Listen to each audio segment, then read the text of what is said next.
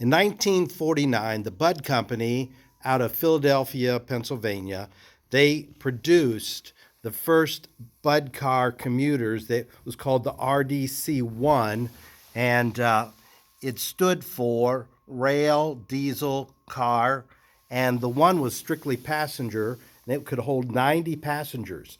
And so they could do the commuter lines, and also they could hook them together so they could have two or three of them, or the short branch lines where it was kind of infeasibly, economically impractical to run a whole train with locomotive and passenger cars.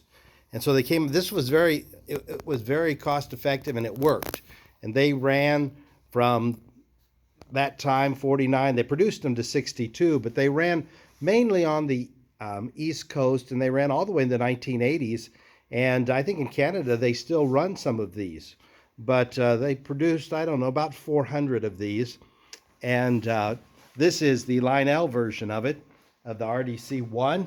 It runs in forward and reverse. And this came out in 1956, and they made them till 1958. Lionel did.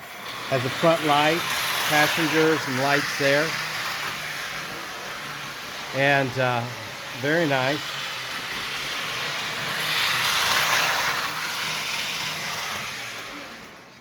And then it'll go in reverse too. Let's see if I can get it in.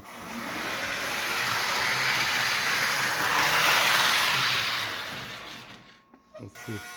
There's a horn. Let's get that horn going. There it is. Okay, it has that weak horn that was of that era for the diesels in the 1950s.